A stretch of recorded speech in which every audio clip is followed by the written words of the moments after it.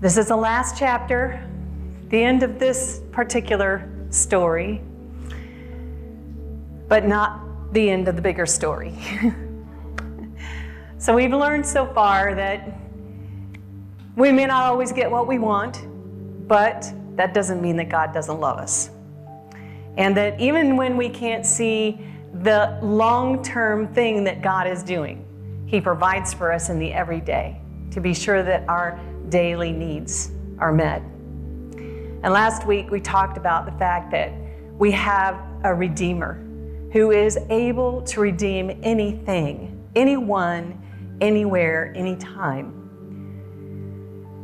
So in Ruth 4, just when we think that everything is coming up roses, then comes the inevitable monkey wrench that happens in every good story, right? It begins at this point to feel a little bit like the boy loses girl, because we find out just whenever Boaz is ready to accept the proposal of marriage that, alas, there is someone else.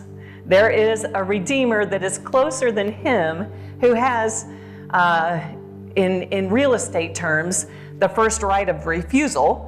That's the way that it would have worked. The nearest relative would have been given the first opportunity. So there was a closer Redeemer, but true to his word and to Naomi's prediction, Boaz goes straight away, wasting no time at all, to take care of the matter of this other potential Redeemer of Naomi's family. As we talked about last week, the Redeemer was responsible for buying back or protecting the people, the property, and the progeny of the family. And it was no light obligation. It was generally sacrificial in nature. It may have meant diminishing his own inheritance, or at least risking doing so, or even there was the risk of losing it altogether. This may well have been the situation with the nearest Redeemer, because upon learning that Ruth came with the package, that it wasn't just the property, but was indeed to the marriage to Ruth that was included, he said, I can't. This would endanger my own inheritance, and I just can't take that risk. So that then was followed by the sandal ceremony, which signified the making of a solemn commitment, legally attested to by witnesses. And I did a really bad job of explaining some things last week that I feel like it's important to go and pick back up this week, because it really does pertain to the story that we're talking about this week. So we heard about, as Sandy read from this chapter, about the whole process of, he drew off his sandal, the closest Redeemer, and said, I can't fulfill this commitment. So he basically handed it over to Boaz and said, okay, so I can't, so now you can. Now it's yours. I'm passing on the responsibility. And that's a part of the legal transaction in front of witnesses. So there is a description of this in another part of the Old Testament, where it comes at this from the other way around. So if the widow tries to claim her right to this levirate marriage that would provide for her and her family, if the Redeemer refuses to do this, there's also a provision in Scripture, and it's found in Deuteronomy chapter 25.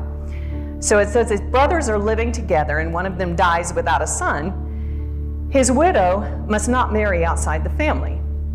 Her husband's brother shall take her and marry her and fulfill the duty of a brother-in-law to her. The first son she bears shall carry on the name of the dead brother, so that his name will not be blotted out from Israel. However, if a man does not want to marry his brother's wife, she shall go to the elders at the town gate and say, my husband's brother refuses to carry on his brother's name in Israel. He will not fulfill the duty of a brother-in-law to me. Then the elders of his town shall summon him and talk to him. If he persists in saying, I do not want to marry her, his brother's widow shall go up to him in the presence of the elders, take off one of his sandals, spit in his face, and say, "This is what is done to the man who will not build up his brother's family line. That man's line shall be known in Israel as the family of the unsandaled." Pretty ominous. Pretty ominous. So there really are some cultures in the world where when you are disgusted with what somebody says or does, the habit is to take off your shoe and throw it. In fact, that's in a number of cultures around the world. That is not the same thing as is happening here, but certainly it gives us a window into how very seriously this responsibility was taken. And Boaz was taking it very seriously, not because of the threat of this.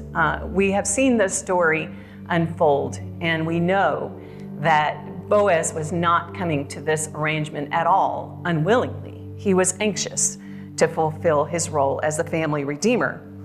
And he was clearly making sure in this scene that all the I's were dotted and all the T's were crossed, which only reinforces the understanding that this is something that he really wanted to do. He didn't only want to do it, he wanted to do it right. He wanted to be sure it took, he wanted to be sure there was nothing was going to go sideways in this, and so he went to a great deal of trouble to gather a lot of people. The requirement was that you have 2 witnesses. He got 10. He was going to do it right and make sure that everything was certainly done correctly. And it's interesting after this ceremony that the witnesses that were gathered around gave this blessing. This is a fascinating blessing. And we're going to go into it a little bit more as we go through the last chapter here. But the blessing upon the approaching marriage of a couple was often more about fruitfulness than it was about happiness. They were not just saying, well, and hope you all live happily ever after, because it was so important to carry on the family name, to perpetuate the line, the tribe. The prayer before a couple got married also often had to do with fruitfulness. And so when they mention Rachel and Leah, of course you know that Rachel and Leah, along with their servants, were responsible for producing the family that became the 12 tribes of Judah. So there was a great deal of fruitfulness there. They were the mothers of the 12 tribes. And Perez, the son of Tamar and Judah, was one of the largest families within the tribe of Judah. This blessing and genealogy that come at the end of this book are some of the most interesting parts of the story. If you were Jewish, you would know the story. But since we are not Jewish, we have to learn some of what goes behind all of this and pull the pieces together, and it really is fascinating. So I'm going to read to you the genealogy as it appears in the first chapter of Matthew, verses 2 to 6.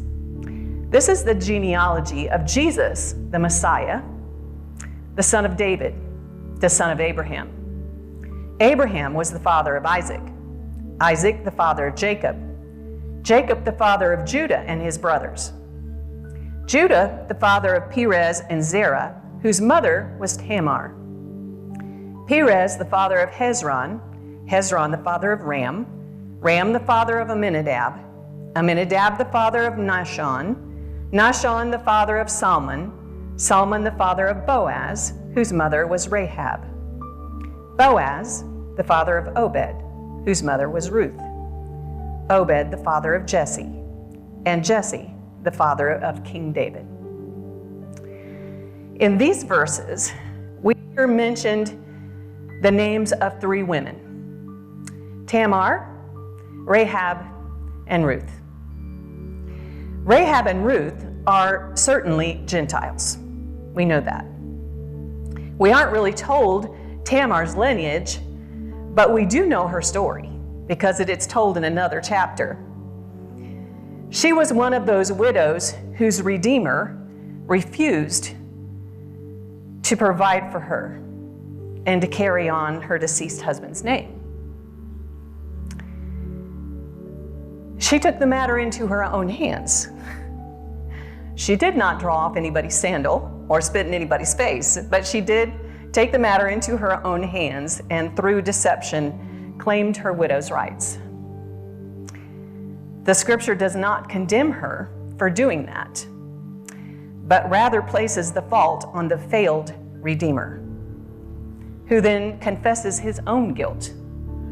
That was Judah, and at the end of it all, whenever it was discovered that Tamar was pregnant by Judah, he said, "She is more righteous than I."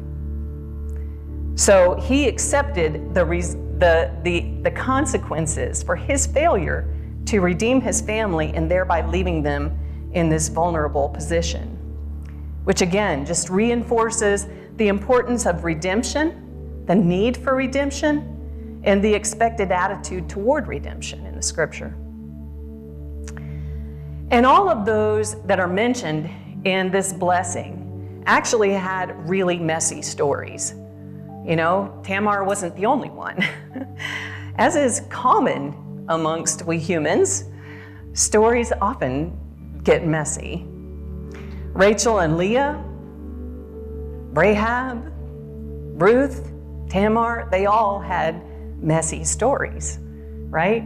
It was not just Disney fairy tale princesses. But God apparently delights in taking messy situations and not only straightening them out, but actually using them for profound good. And I find that so very comforting, because who gets to have a life that is not messy at some point? Nobody.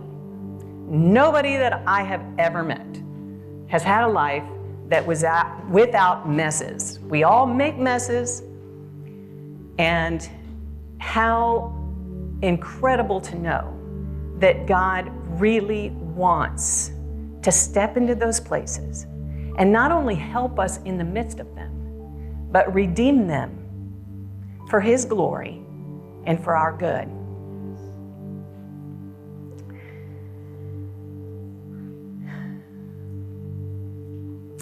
I'm quite sure that Leah and Rachel and Tamar and Rahab and Ruth had no idea that they would be part of the lineage of the great King David. And then through the line of David, the Messiah. Which just goes to show you that all of our stories are a part of a larger story. That doesn't mean that our individual stories aren't important. They are important. We've seen that in the book of Ruth. We've seen how carefully God cared for Ruth and Naomi when they personally were in need and just needed some food to put on the table. God cared for their needs. Our individual stories are important to God.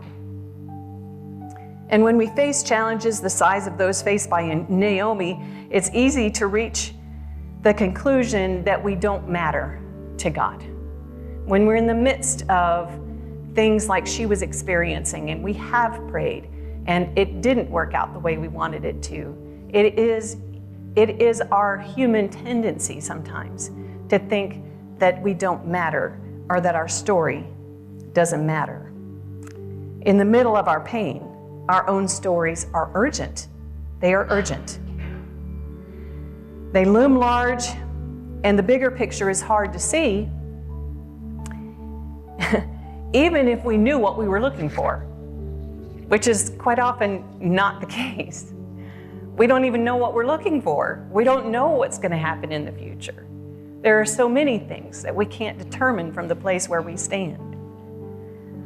But when we step back and look at Naomi's story, we can see that while God did not rescue her from all of her human suffering,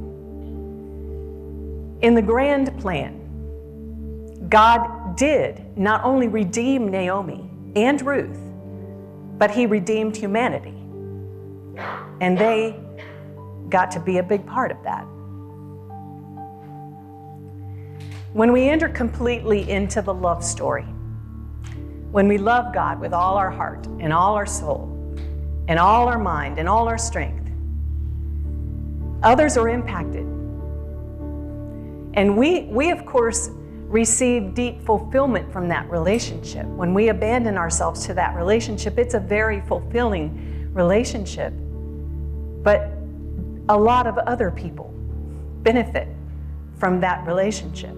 Other people's stories are impacted by our story with God. When we delight ourselves in the Lord, the desires of our heart become a fountain of blessing to other people. So let's recap. God may not always give us what we want, but that does not mean that He doesn't love us. God works both in the big picture and in the everyday. What you can see and what you can't see. The short term and the long term. Our Redeemer is unlimited in His power to redeem. There is nothing that can't be redeemed. No situation, no person, nothing. He can redeem anything and has proven Himself faithful in doing so. He stepped into our world and He gave His life to redeem ours and to provide for our everyday and for our eternity. He graciously gives us an important part to play in the larger story. Perhaps you can't sense at this moment in time how important your part in the story might be. All of those people that were a part of the genealogy, I'm sure they didn't realize, as they walked through their ordinary everyday lives, the way that God was going to use them to impact history, to impact salvation, redemption, eternity. Your part in the story matters a great deal. It matters a great deal. All of those things should shape the way that we live now more than ever. Now more than ever. We are facing what will probably be months of turmoil in our country. Elections always highlight winners and losers, right? The media and the world will lean into that, and they'll try, as Pastor Jonathan said, not only to divide the country, but the people of God. And so it is very important that you remember that if you do not get what you want, it does not mean God does not love you. If you do not get what you want, it does not mean that God does not love you. This is the lesson that Naomi learned, that Ruth learned. God's love is constant and true and perfect. It's very important that you remember that if you do not get what you want, it does not mean that you have been abandoned by God.